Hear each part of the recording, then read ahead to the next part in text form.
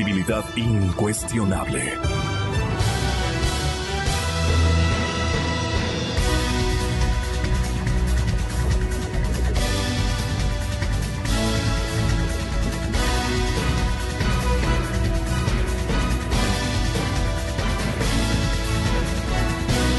Cielo oscuro. Efectivamente, vaya noticia del periodista. Cielo totalmente encapotado, como dicen los mexicanos, ¿no? El cielo encapotado. Sí, está muy frío el ambiente. Hay que sobreenchomparse, perdonen por la terminología muy quiteña, muy de clase media. Hay que emponcharse y la recomendación de especialmente mamá, abrígate bien. Hagan el favor, chicos de todas las edades, todos son chicos para la mamá, incluido su compañero, su esposo, el padre de familia, que tiene que también abrigarse.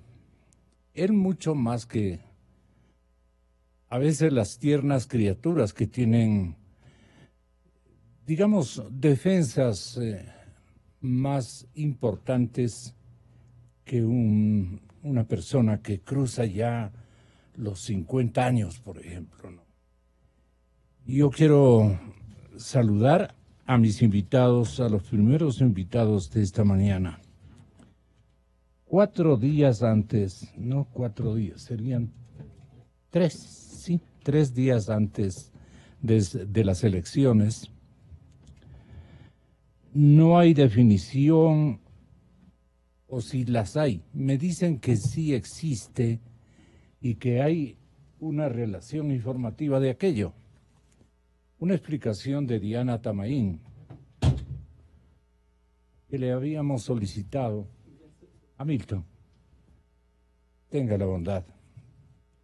La explicación de la presidenta del Consejo Nacional Electoral nos puede ubicar en el sitio preciso para saber qué realmente van a ocurrir durante el escrutinio de papeletas que aludan al Consejo de Participación Ciudadana, donde tenemos el gravísimo conflicto. El escrutinio tomado de la redacción del diario El Comercio, el escrutinio para la elección del Consejo de Participación se registrará en 3 actas por cada junta receptora del voto, es decir, una por cada papeleta. Hombres, mujeres, minorías étnicas. Estos son los 3 tipos de actas por cada junta. Van a entregarle 3 papeletas. Así es la cosa, efectivamente. Una por cada papeleta, hombres, mujeres y minorías étnicas. Así lo ha explicado Diana Tamaín, presidenta del Consejo Nacional Electoral.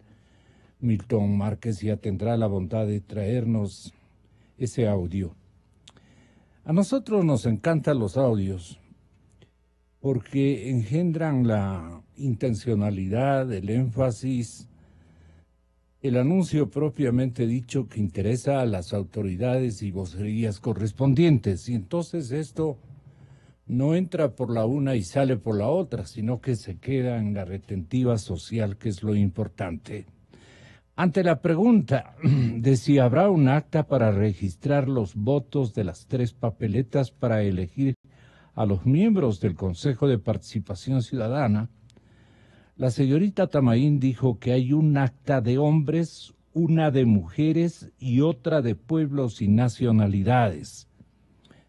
Los sectores indígenas, las morenas y los morenazos tan lindos que hay en nuestro país tienen que exigir una tercera papeleta. Quiero juzgar que así es. Y por ejemplo, en el acta de mujeres se está registrando María, como que en el ejemplo saca 20 votos, Lucía 10, Carmen 1, Se pondrá el total de votos válidos y y sufragantes, papeletas anuladas, papeleta en blanco, y eso le corresponderá al Consejo Nacional Electoral publicar los resultados con los votos válidos. Los 7 más votados serán los principales, 3 hombres, 3 mujeres y 1 de nacionalidades. Y los siguientes más votados serán sus respectivos suplentes. ¿Qué pasa con los votos nulos y blancos?, le preguntan. Ni votos nulos ni votos blancos. La Junta Provincial Electoral está capacitada para el conteo y así están las actas de escrutinio que tienen que ser llenadas. Se contabilizará y se llenará en el acta el número de papeletas que han sido anuladas y el número de papeletas que ya están en blanco.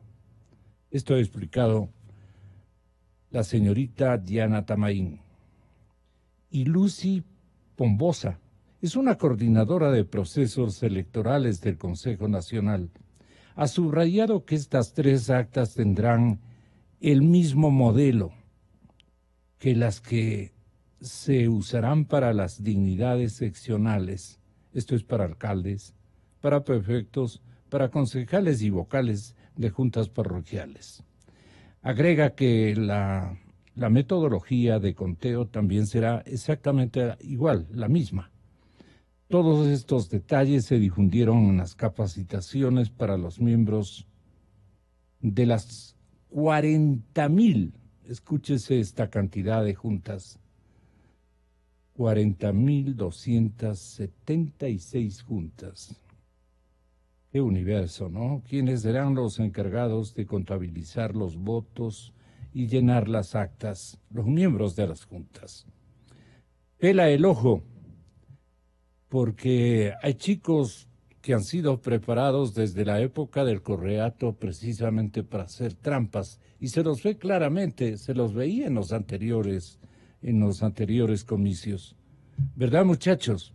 En esos documentos tienen que ser muy delicados, muy puros en su ayuda al Estado y a la democracia, para que todo salga correcto, gane quien gane, que gane el que tiene más votos, así de simple.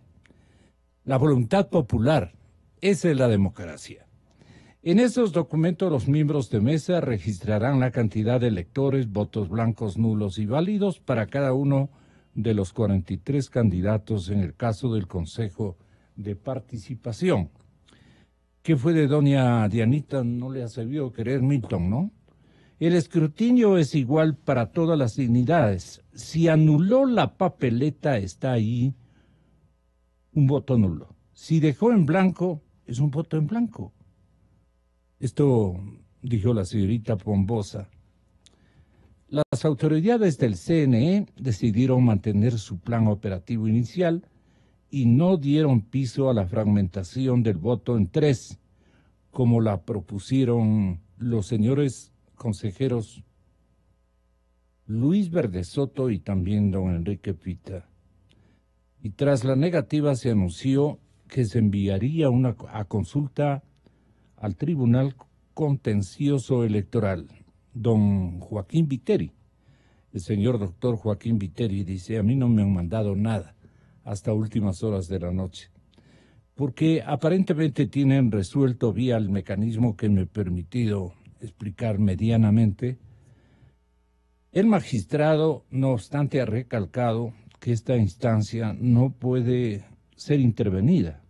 Yo no puedo actuar si no recibe mi organismo que presido una resolución del CNE, y prefiero no adoptar una postura ni decir nada frente a quienes señalan que el organismo no tenía atribuciones para resolver estos temas. Al respecto, el consejero electoral José Cabrera considera que no es necesario acudir al tribunal, al TCE, pues la resolución propuesta por Pita y Verdesoto fue negada rotundamente en el Pleno. Se quedaron varados. hicieron mucho lío y no pudieron resolver con ninguna fórmula, más la controversia que armaron y que produjo una desorientación en el electorado y más que todo un desatino. ¿Y ahora qué va a pasar? Decíamos francamente todos. Pero el asunto me parece que vía escrutinio de papeletas del Consejo de Participación Ciudadana, siendo similar al resto de dignidades, el conteo queda más o menos definido. Yo me he permitido anticipar esto, no sé si ayudé o perjudiqué a los electores, pero la idea, por lo menos, o la intencionalidad, era esto que siempre hemos usado los periodistas de medios, tratar de orientar a la ciudadanía. Hoy me acompañan, señoras y señores, el respetable compañero doctor Gonzalo Ortiz y el periodista compañero también Jean Cano. ¿Cómo vamos a contabilizar el voto nulo para Gonzalo, el tocayo? ¿Queda claro el asunto o todavía hay que tomar mucho cuidado en verificar determinados elementos del tránsito de nuestra voluntad hasta que llegue a la sumatoria general, ¿no? Que es lo que estamos expectantes de conocer el próximo domingo? Gracias, tocayo. Perdón la voz, que está un poco ronco en esta mañana fría de marzo, cuando ya estamos en este periodo. Mi general, sí creo, ¿no? No, yo no he estado en la campaña propiamente recorriendo las calles.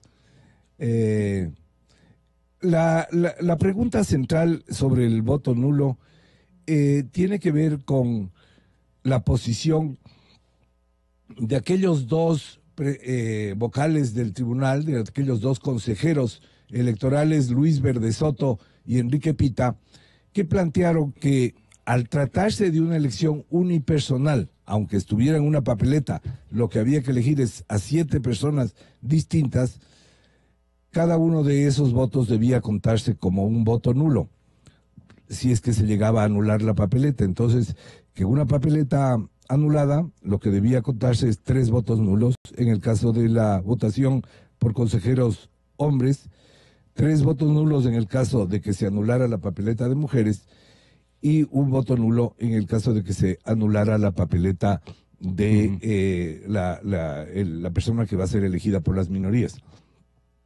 Esta posición que la mantuvieron los dos, la discutimos en un foro. Bueno, en realidad ellos no manifestaron preferencia por ninguna posición, pero tuvieron el gesto democrático de convocar a un foro nacional que se desarrolló durante 2 días en la Flaxo, en el que tuve el honor de estar invitado en una de las mesas. Se tuvo 4 mesas durante el día lunes de la semana pasada y el martes, en cambio, se invitó a los representantes de los partidos políticos a que expusieran sus posiciones al respecto. Lo que dijeron ambos, Pita y Verde Soto, es que querían llenarse de razones precisamente para plantear su posición en el Pleno del Consejo Nacional Electoral.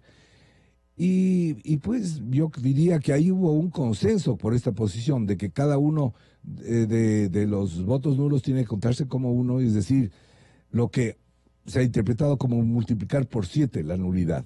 A mí me parece que debemos explicarle con tu venia, antes que la posición que va a servir de ejemplo y referente a los votantes del día domingo, ¿cómo es que queda en pendiente un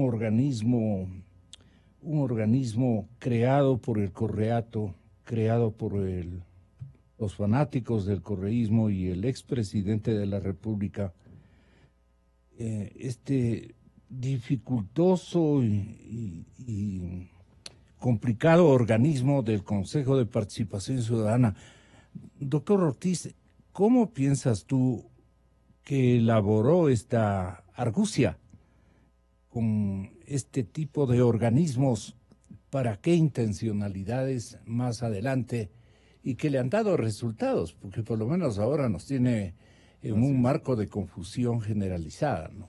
Fue un mecanismo inventado en la Constitución de Montecristi, incluso en este foro que les cuento de la semana pasada, desde casi ya 15 días, se hubo asambleístas constituyentes de Montecristi que relataron que una vez que ya estaba decidido el texto para crear una comisión anticorrupción independiente, le quitaron a una de las comisiones este texto y llevaron a otra comisión, la de participación ciudadana, dirigida por Virgilio Hernández, y allí es que crearon este engendro del Consejo de Participación. Le dieron no solo la posibilidad, digamos, de hacer un control y de luchar contra la corrupción, sino sobre todo concentraron en él la posibilidad de nombramientos de las autoridades de control, bajo el pretexto de que era la participación ciudadana, pero es la mayor de las paradojas que un Consejo de Participación Ciudadana sea nombrado por mecanismos estatales. Es la estatización de la participación ciudadana. Y como bien dices, Gonzalo, para Correa le resultó un gran negocio, porque justamente a través del Consejo de Participación Ciudadana que él controlaba, se nombraron las autoridades que él quería para que fueran autoridades de control. Superintendencia, Contralor y demás fueron nombrados los defensores públicos, el defensor del pueblo y las cortes incluso.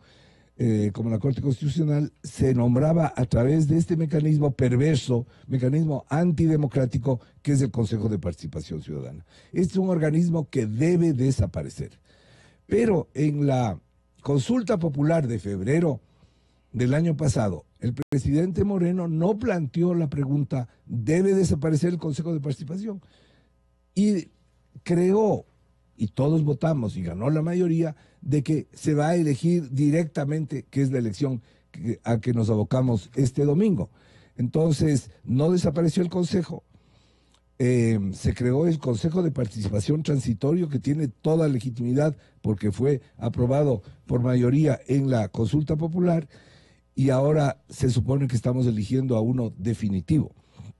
Lo que más preocupa en esta elección es que algunos de los candidatos al Consejo de Participación han expresado públicamente que ellos piensan entrar al Consejo de Participación y revisar todo lo que ha hecho Julio César Trujillo y los otros vocales, lo cual sería un atentado a la democracia, porque lo que ellos hicieron es plenamente justificado y no se puede cambiar. Se puede revisar, todo en democracia se puede revisar, pero no para cambiar.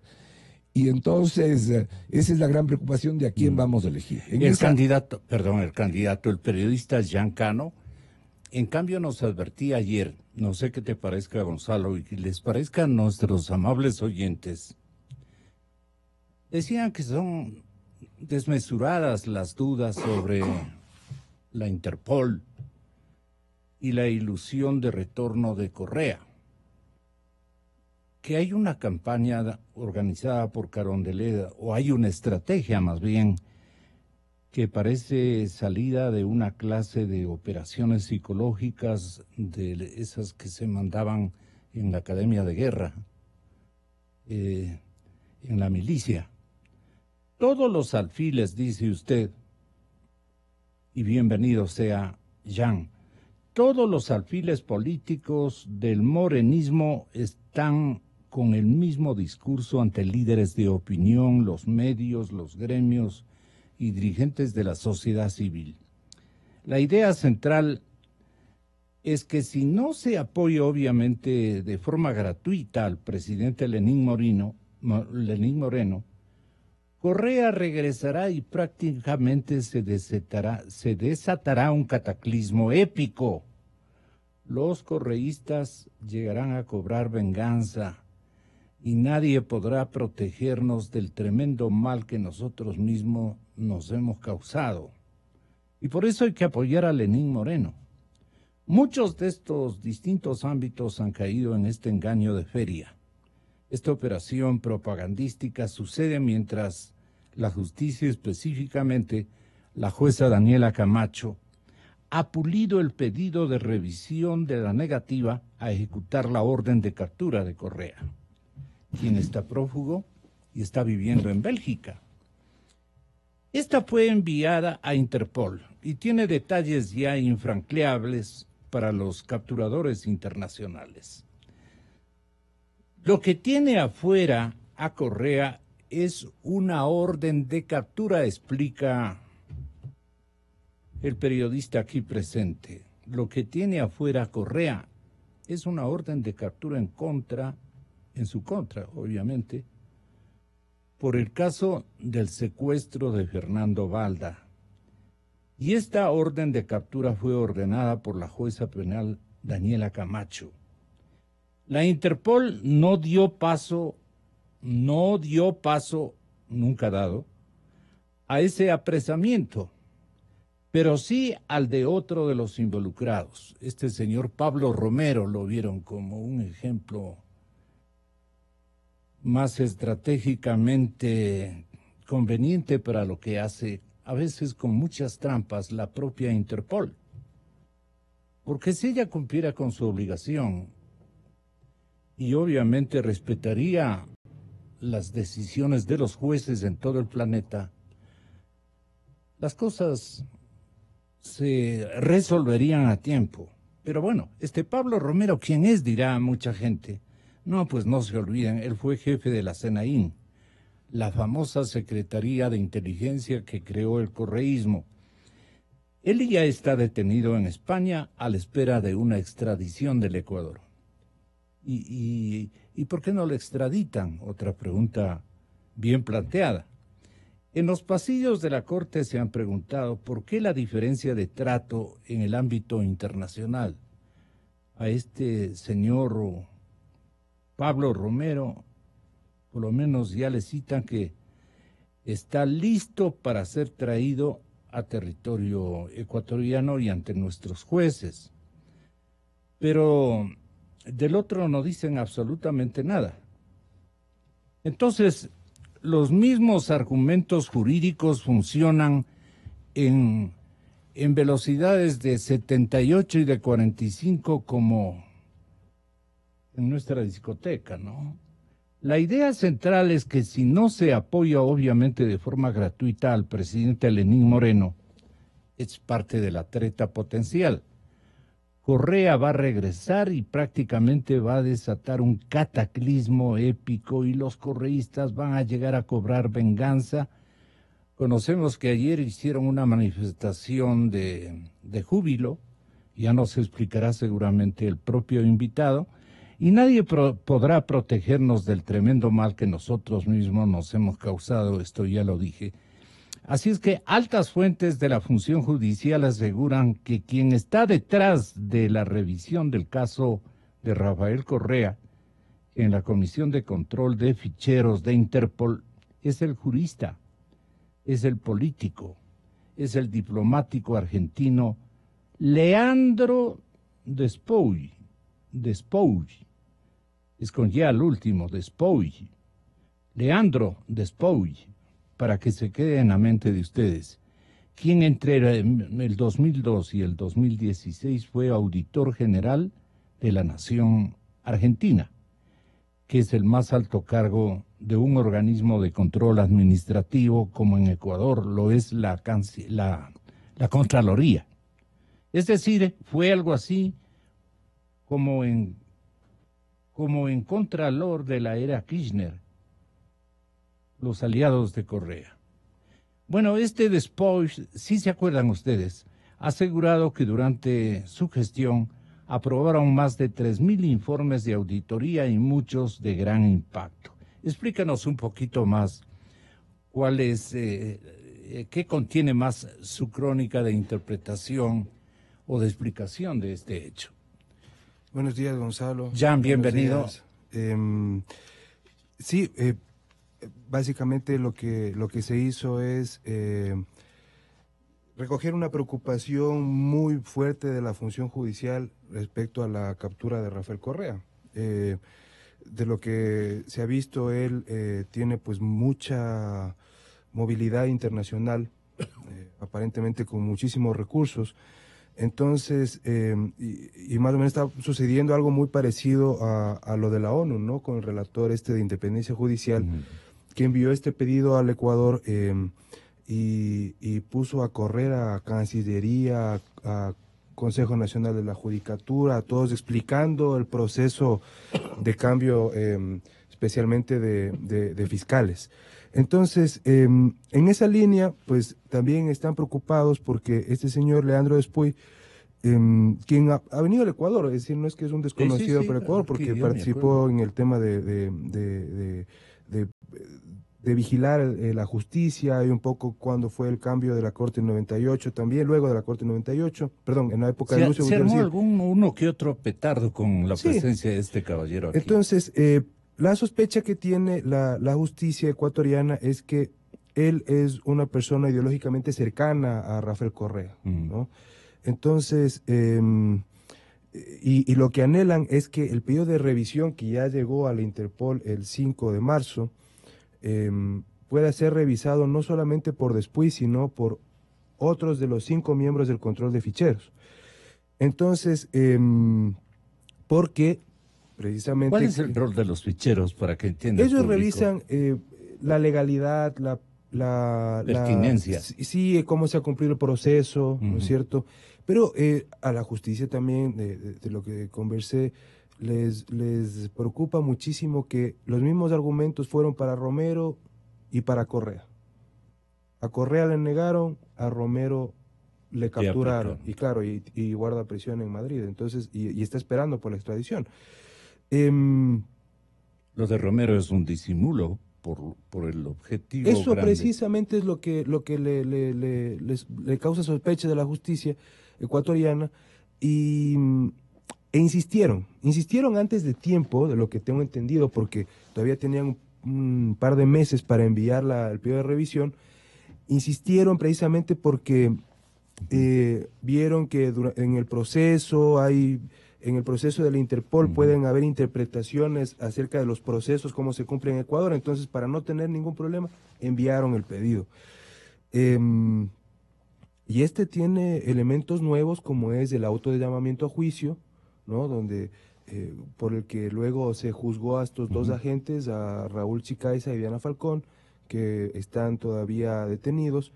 Entiendo que si ellos, si la justicia notifica la sentencia que sucedió hace pocos días, hace una semana más o menos, pues saldrían prácticamente libres, ¿no? Por buen comportamiento, ya, es decir, ya han cumplido la pena, según... O sea, la parte de Correa está en plena impunidad. Totalmente, y eso es lo que señala también la justicia ecuatoriana en su pedido de revisión. Es decir, la no presencia de Correa en el Ecuador traba el caso. Y trabar el caso es generar impunidad, ¿no? Tiene algunos elementos muy interesantes sobre básicamente el propio proceso. La primera, claro, es que está en calidad de prófugo de la justicia ecuatoriana, Correa. Esto No es es lo más importante. Claro. Y también hay una gran explicación, especialmente, claro, de la jueza Daniela Camacho, sobre cómo este delito no tiene nada que ver con fines o de persecución política, porque es un delito común. Y en el auto de llamamiento a juicio está establecida cómo funcionó la cadena de mando. Al punto que había información que Chicaiza recogía, le pasaba a Romero, y Romero, según la justicia y según el auto de llamamiento a juicio, y Romero a Correa, porque él utilizaba la información que recogía Chicaiza en Colombia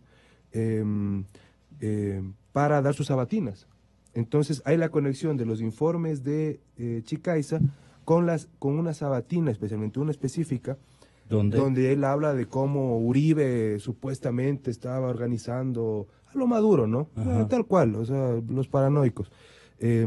Cómo Uribe estaba organizando defenestrarlo y se estaban armando ante las elecciones. Entonces, igual como ahora dicen todito 5, antes decían todito 35. Entonces, y es muy interesante ese auto de llamamiento a juicio. Ese es otro de los elementos. Otro también es que explica muy bien el proceso en el Ecuador. Porque no toda ¿Quién según esta presunción, comprobada presunción o algo por el estilo, era el jefe de la cadena de mando? ¿No era Correa al que le aludió? Claro, según la justicia es Correa. Por eso es que los dos agentes ya fueron sentenciados en un principio a 9 años, pero por la colaboración eficaz, por entregar toda esa información que todavía va a tener que ser procesada, porque Porque el juicio tiene miles de páginas. Y son casi 80 gigas de información que entregó Raúl Chicaiza. Y en esa información hay cosas valiosísimas para abrir otros procesos y determinar cómo el correísmo espió a activistas, políticos, periodistas, sindicalistas, y con gastos reservados. Por eso es que la demanda de Fernando Balda, a quien yo sé que mucha gente no le quiere, ¿no? Pero tiene un punto. El punto es que se utilizaron dineros públicos para delitos, para acciones por fuera de la ley. Perdóname, Gonzalo, que intervenga pero como claro, periodista estamos para eso. Ante otro colega. Jan, ¿cuál es la acusación específica contra Correa? La acusación es que utilizó $11,000 para hacerle secuestrar al señor Balda. Porque, digo, a mí me parece, si estamos hablando de un hombre que robó miles de millones, la acusación de que ha decidido que se gasten $11,000 para el secuestro de Balda, me parece que es desproporcionadamente pequeña, ¿no? Y que debería seguirse por los grandes negociados que él hizo y por la plata que robaron. ¿Es así o no? ¿Cuál es la acusación específica? Esa es mi pregunta. La utilización de gastos reservados para un delito. Lo interesante es que más allá del monto, yo creo que es la acción, y luego pues hay, no solamente es el único caso contra Correa, ¿no? Entonces, es uno más. Entonces, y eso es el fondo de toda esta columna de Plan B que usted estaba refiriéndose, y muchas gracias, Gonzalo. La redacción del Plan B y usted sí han intervenido para plantear esta hipótesis. Claro, porque mire... Porque se trata de una hipótesis o una certeza. No, es una certeza, porque los operadores del morenismo han ido persona por persona hablando acerca de que cuidado viene Correa. Y eso, vea, a mí me parece absurdo, por ejemplo, en el ámbito político actual, y eso tiene efectos muy graves, mire. La primera es que separen al señor Cuesta de Lenín Moreno. Entonces, es como que hay que hacerle ver a Lenín Moreno que Cuesta es una pobre Lenín Moreno. No, el presidente Lenín Moreno tiene un consejero puesto por él, de confianza de él, y que obviamente tiene el aval total del presidente. Sus lineamientos. Por supuesto. Sigue Y la otra que me parece absurdo. Es, ¿sabe por qué estamos en este problema ahora acerca del nulo? Por la consulta que puso Moreno. Claro. ¿Quién lo dice? Hasta ahora yo no escuchaba pues las voces en contra del presidente Moreno. La operación psicológica funciona. La propaganda funciona. Entonces, claro, como hay el temor de que el correísmo llegue a Quito, que el correísmo regrese a Quito, que el correísmo se nos caiga, que se produzca apocalipsis. Entonces, claro, con esa estrategia, ni le tocan. ¿Qué ha ganado Moreno, Gonzalo? No ha ganado mucho porque su credibilidad es muy baja y su popularidad está en los suelos. No ha funcionado bien eso. También hay que recordar que nuestra propia gente parece que no le importara la corrupción. Le da lo mismo que Correa haya robado o no haya robado al gran público. Tal vez lo que dice Jan tiene que ver con lo que va a pasar el domingo. Y yo creo, no sé si podemos decir esto al aire, pero yo creo que va a haber una nueva presencia del correísmo en el Consejo Cantonal, en el Consejo de Quito. Entonces, quiere decir que están renaciendo. Y claro, por eso hay una alarma, ¿no? Pero evitemos esto. No hay como hablar de eso. Normas electorales. Pero esta situación sí es una situación, tal vez no en este sentido de que haya un cataclismo, pero sí es una preocupación general de la ciudadanía. ¿Cuáles son las acusaciones contra Moreno? Contra Correa, perdón. ¿Es posible tenerle a Correa fuera del país? No va a volver en alguna nueva elección, ya no puede ser presidente, pero tal vez puede ser asambleísta, yo que sé qué, alguna otra cosa.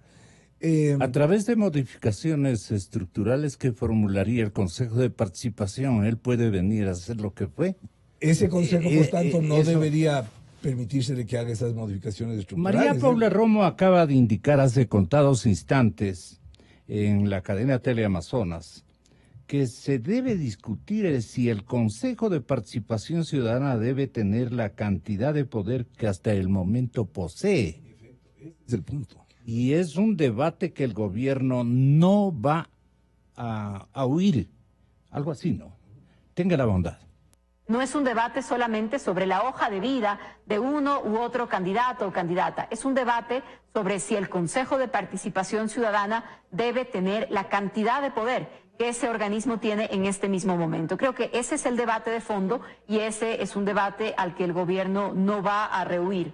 Hay que entrar a discutir los asuntos que se han puesto en discusión en este proceso. No es solamente sobre el perfil de los candidatos, no es solamente sobre la papeleta y la manera de contar los votos, es sobre el propio organismo Consejo de Participación Ciudadana, sus funciones y su participación, su colaboración o su distorsión de la democracia al concentrar en un solo organismo un poder que en realidad es un poder muy grande. Que lo que está escrito, que las reglas que existen, que las prohibiciones que existen, efectivamente se respeten y, por supuesto, luego darnos un resultado. Esas son las responsabilidades del Consejo Nacional Electoral y el país tiene la tarea y el privilegio de decirlo, de comentarlo, de juzgarlo en su momento y cuando lo consideremos indispensable desde el punto de vista del gobierno también nos pronunciaremos de ser necesario, pero nos hemos mantenido respetuosos, mirando el trabajo del Consejo Nacional Electoral, por supuesto, dispuestos a apoyar en lo que tiene que ver con la seguridad del proceso. ¿Qué aclara María Paula Jan? Aclara que lamentablemente todos parece que padecen de amnesia, porque esta señora estuvo desde el inicio. Igual que la otra señora de la presidenta de la Asamblea. ¿A ti te parece? No creo que estuvo desde el inicio, María Paula, no estuvo desde el inicio. Ella se incorporó después. Cuando se llamó a la consulta popular no estaba ella. Ella estaba desde Montecristi. Por supuesto, entonces, mire, por supuesto, desde el inicio de todo el proceso. La pregunta de Moreno, que es la que nos tiene. No, si tenían desde dudas el inicio del correísmo, desde el inicio del correísmo la señora estuvo. Y de Rafael Correa se hizo en Montecristi, los guionistas. ¿Usted cree que la señora María Paula el guionista Romo principal y el que llevaba y traía era el exalcalde de Quito, recordarán ustedes. Augusto Barrera tuvo ese papel, ¿no? Ese papel, sí. Mientras era alcalde, además. Primero como concejal y luego como alcalde. Pero Jan, estabas diciendo que... Sí. La hipótesis, ¿cuál es, Jan? La suya. Que es absurdo esto. O sea, eso es precisamente el blindaje, la propaganda. Entonces ahora todos se olvidan de que la señora estuvo todos los años ahí. Igual la señora Cabezas. Y hay un montón de correístas. Entonces a mí me impresiona que digan, oh, el Consejo de Participación se va a llenar de correístas. El gobierno está lleno de correístas.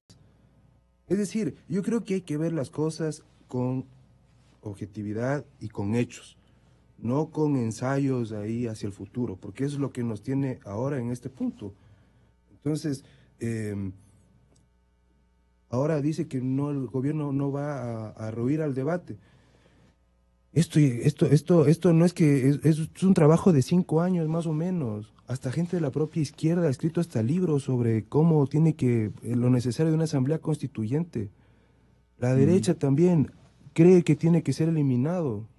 Las personas que han querido el cambio, no ahora, el cambio desde hace 5 años, fuertemente. Entonces, yo creo que hay que ver la cadena, un poco ir hacia atrás. Es decir, ¿cuántas elecciones ha perdido la Revolución Ciudadana? O sea, hasta Lenín Moreno ganó con la Revolución Ciudadana. Él sí ganó en la consulta popular. Claro, entonces, ¿en verdad ha perdido la Revolución Ciudadana en estas elecciones?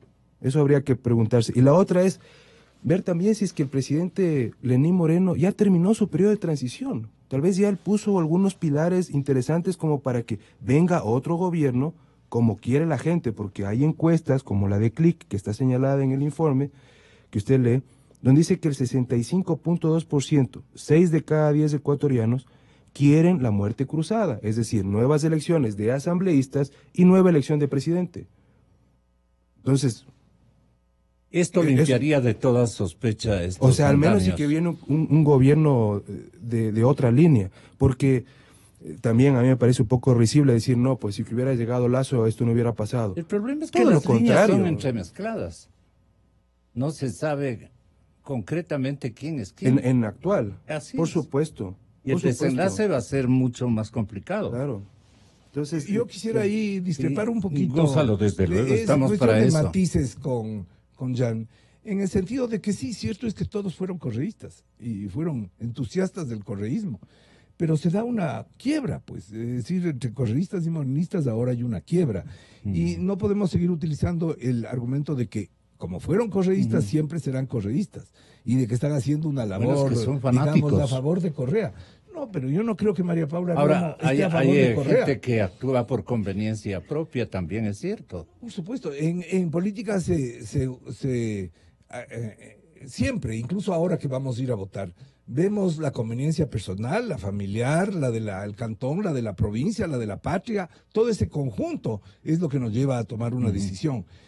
Y claro, en el tema de una ministra del Interior, que ahora además está de nuevo con el encargo de la política, lo que ella tiene que hacer es defender al gobierno y presentar la mejor cara que pueda respecto de ese gobierno. Yeah. Entonces es curioso que ahora digan que sí van a discutir el inmenso poder del Consejo de Participación. Yo no diría, ¿y por qué no pusieron en la consulta popular de febrero del año pasado?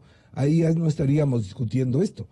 Pero no lo hicieron y ahora están ratificando. Y yo sí creo que en ese sentido María Paula Romo representa una línea distinta al grupo que estaba antes con Moreno, ¿no es cierto? No es lo Y mismo. no es lo mismo. No es nítidamente lo mismo. Y Claro. María Paula está más abierta a esta discusión y ojalá podamos hacer esta discusión. Hay voces que dicen que se puede hacer a través de enmienda constitucional por la Asamblea Nacional. Se le va quitando estos poderes, se le va despojando de estos poderes al Consejo de Participación poco a poco, hasta llegar en algún momento a la Asamblea Constituyente. En ese sentido, Jan tiene toda la razón. Yo creo que tarde o temprano tendremos que llegar a una Asamblea Constituyente, porque el entramado legal que dejó el correísmo durante 10 años es verdaderamente laberíntico, y entonces no es fácil salir si no es con una corte del nudo gordiano a través de una asamblea constituyente. Me parece. Eliminar todo eso y volver a tener una verdadera república, porque esto no es una república, porque la república tiene 3 poderes. Incluso Correa cimentó 5. la justicia ecuatoriana tiene temores de que el poder de Rafael Correa se encuentre detrás de la revisión en esta comisión de control de ficheros de la Interpol. Y este Leandro Despuy dicen que es un jurista político y diplomático argentino que anda cometiendo ese tipo de travesuras. ¿Cómo es la cosa? En el escrito dice: altas fuentes de la función judicial aseguran que quien está detrás de la revisión del caso de Rafael Correa en la Comisión de Control de Ficheros de Interpol es el jurista político y diplomático argentino Leandro Despuy, quien entre el 2002 y el 2016 fue auditor general de la Nación Argentina. Yo ya leí esto, que es el más alto cargo de un organismo de control administrativo, como que aquí fuera la Contraloría, dicen ustedes. Es decir, fue algo así como en Contralor, como un Contralor en la era Kirchner. Sí. Los aliados de Correa. Después ha asegurado que durante su gestión se aprobaron más de 3.000 informes de auditoría y muchos de gran impacto. Y luego ha dicho también que la justicia argentina no dio paso a sus investigaciones, pero ahora son la base para los casos penales en contra del kirchnerismo. En la justicia ecuatoriana lo dudan. A la final, Despuy se convirtió en un cómplice de los Kirchner durante varios años y ayudó, dice una alta fuente judicial.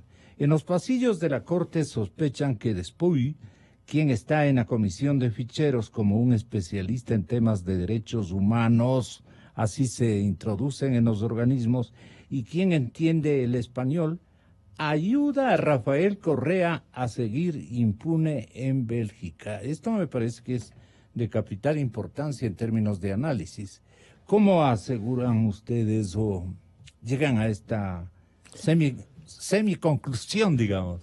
La justicia estaba averiguando cómo responder a la Interpol para hacer efectiva la orden de captura. Y en esas averiguaciones, pues, les vienen estos detalles que son importantes señalarlos. Y básicamente, digamos, el anhelo que tiene la justicia ecuatoriana es que otro de los comisionados de la Interpol, de este organismo de vigilancia de los procesos, pueda revisar el tema de Rafael Correa. Ellos creen que si alguien más lo ve, puede ejecutarse la captura del expresidente y traerlo, porque claro, la justicia alega al Interpol de que esto provoca impunidad en el Ecuador, el hecho de que él no esté acá, porque está prófugo. Pero esto también, como le decía, tiene esta relación con el tema de la ONU. Y esto de la cadena de mando, ¿por qué llegan a la conclusión de que Correa era el principal de la cadena de mando? En el auto de llamamiento a juicio de la justicia está máximo líder de la cadena de mando. Muy bien explicado, incluso con testimonio del ex jefe de la SENAÍN, Romy Vallejo, de cómo funcionaba la SENAÍN. Es decir, la SENAÍN funcionaba bajo estricta orden de Rafael Correa. Nadie más disponía. Desde el escritorio presidencial. Sí, nadie más disponía. Y eso está en el proceso, en los testimonios. Y claro, los agentes estaban a órdenes del jefe de la SENAÍN. Pero no solamente es este relato testimonial, sino que existen informes elevados de Chicaiza a Romero, y hay esta conexión de Romero a Correa con la comprobación de que, por ejemplo, el día de ayer se emitió un informe de la SENAÍN, elaboraba la sabatina, el sábado iba a Rafael Correa y él hablaba de lo que le entregaba Raúl Chicaiza a Romero. Entonces, todas esas conexiones están muy expuestas en el proceso. Así es un proceso largo. Habían inclusive mucho rato la prensa ecuatoriana nos entretuvimos con los famosos micrófonos que habían instalado allí.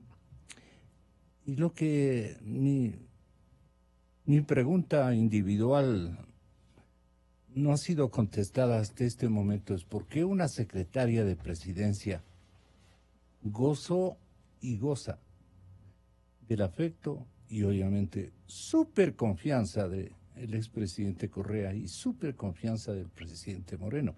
¿Cómo una persona puede converger a ambos escenarios? No sé cómo explicarlo, Gonzalo. ¿No te ha llamado a ti la atención? Es medio complicado, ¿no? Estoy un poco perdido, no sé a qué te refieres. Hay una secretaria, la secretaria de presidencia. Que todavía está. Pero lógico, que fue y gozó de la confianza del señor presidente Correa y ahora goza de la confianza infinita a toda prueba del presidente Moreno. Yo ya me voy a otro rumbo escenario, que mi escenario. Estamos hablando, claro, de una transición como la que va a venir, por ejemplo, en los municipios que cambian ahora de alcaldes. ¿No es cierto? Hay unas transiciones, y en esas transiciones hay gente que logra quedarse, que es hábil, que logra convencer al que sigue, que le va a ser fiel. Se ha visto, claro. Y ahí ya depende de quién es el jefe y si quiere o no quiere confiar en esa persona. Pero, por ejemplo, había secretarias en el Palacio de Gobierno, cuando yo estuve con el presidente Borja, que habían sido secretarias durante la época de Febres Cordero, pero también habían sido secretarias con Osvaldo Hurtado y que habían sido secretarias con Rondón y habían estado. Entonces, había gente realmente muy honesta. Y con otra condición. Que cumplía con su deber. Y otra condición esencial que eran muy herméticas. Nunca comentaban nada del gobierno anterior. Entonces, obviamente, uno tenía confianza de que era una persona leal, porque no estaban en chismorreos sobre el gobierno anterior. Claro. En cuanto le vienen a uno con chismes, es que uno tiene que empezar a dudar de la persona que le está trayendo los chismes y no creerse los chismes. En cambio, en la presidencia había realmente funcionarias, no sé si es del caso concreto, pero había funcionarias de carrera que cumplían perfectamente su deber y que pudieron estar durante varios gobiernos. Porque uno no puede prescindir absolutamente de todos, pues, ¿no?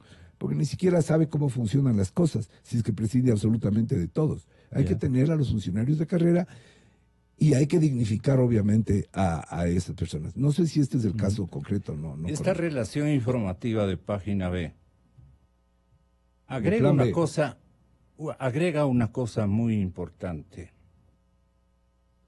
Un elemento que dicen o lo califican como el más contundente para que el expresidente no pueda regresar al país. ¿Cuál es? La justicia ecuatoriana desconfía de Leandro Despuy y en Ecuador anhelan que otros miembros de la Comisión de Ficheros de la Interpol revisen el caso para que así se ejecute la captura de Correa, aunque eso claramente no está en sus manos. Este es el elemento más contundente para que el expresidente no regrese al Ecuador. Se sabe que no volverá a la cárcel de la Tacunga, cuya construcción impulsó él mismo. Lo ha dicho en reiteradas ocasiones. Pero hay más, 4 puntos, dice el documento al que nos estábamos refiriendo con el compañero Jean Cano. 4 puntos pesan para que el temido retorno del ex líder no se concrete. Eso usted defiende a capa y espada. O al menos no se convierta en ese relato apocalíptico de la política morenista. ¿No es cierto? 1. Hay encuestas que indican que Correa tendría un X apoyo. No creo que vale la pena mencionar el porcentaje de la población. No es momento.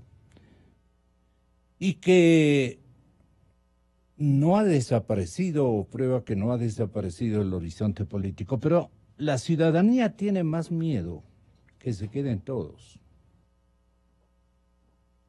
O sea, ¿quiénes son todos? Correa, Moreno, los actuales legisladores. Una encuesta de CLIC dice que 6 de cada 10 ecuatorianos creen que el presidente debe llamar a muerte cruzada. Este tema incide de alguna manera en el episodio que estamos tratando de relatar. Hasta este momento confundiendo a la ciudadanía y en términos, digamos, de intencionalidad, buscando aclararle a la gente determinadas cosas que no es el momento para incidir, porque esto nos prohíbe la ley electoral y entonces hay que ser cuidadosos. Pero, sin embargo, se puede explicar por dónde andan las movidas de los dos sectores. Por ahí sería la cosa. Sí. ¿Ya? Sí. Y estas cifras pueden hacer que Correa, Moreno y todos ellos se vayan derechito a la casa de la mano. Todos juntos de la mano. Porque... ¿Y esto no sería mejor? A mi parecer sí. Para la institucionalidad democrática, digo totalmente, porque así puede venir un gobierno que tenga el suficiente capital político para tomar acciones, no solo en el ámbito económico, sino también en el tema legal, ¿no es cierto? Es decir, que ya con las bases que ha puesto, un par de bases que ha puesto el presidente Moreno, pues continuar adelante. Mire, la situación económica es muy compleja hacia el futuro. El tema de la llegada del FMI, hay algunos analistas que dicen que puede ser el inicio de un verdadero plan económico que lleve hacia la prosperidad verdadera, no hacia la prosperidad de propaganda, sino verdadera. Y claro, o sea, que el Estado deje de ser precisamente ese constructor, ¿no?, del futuro y no los propios ciudadanos. Y entre los propios ciudadanos... ¿Y cómo comprobamos que no somos los ciudadanos los que estamos construyendo? Porque el modelo no ha cambiado. El modelo continúa siendo el mismo que el de Correa. Es más deuda para tapar las urgencias. Entonces, ahora, como alguna vez creo que le mencioné, ya llegamos al punto de celebrar el endeudarnos con los organismos internacionales. Ya estamos llegando a una cosa un poco hasta cínica. Entonces, la salida económica, la búsqueda de mejor oportunidad para la persona común para todos. Es en el sector privado. No puede ser que el rumbo de la gente siempre sea tratar de conseguir un puesto de funcionario público. No. ¿Qué le conviene al país? ¿Qué le conviene a la economía ecuatoriana? ¿Y qué le conviene a la democracia ecuatoriana a este momento, Gonzalo? Por ahí podríamos... Yo diría que lo primero que todo, estabilidad. Es decir, pensar ahora en una muerte cruzada o ir hacia eso Son cataclismos. sería peor, pues mucho peor, incluso para la economía, aunque venga un nuevo gobierno con mayor legitimidad.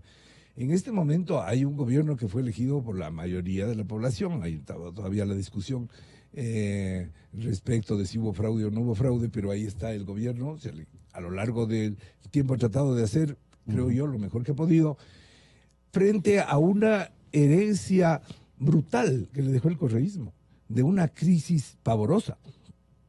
Porque que no se ha dado cuenta la gente de clase media no es para abajo. Que Moreno es el que le ha dañado a la economía, pues es que Moreno está tratando como puede, con unas cuantas limitaciones y demás, de sacar adelante a una economía que estaba absolutamente destrozada.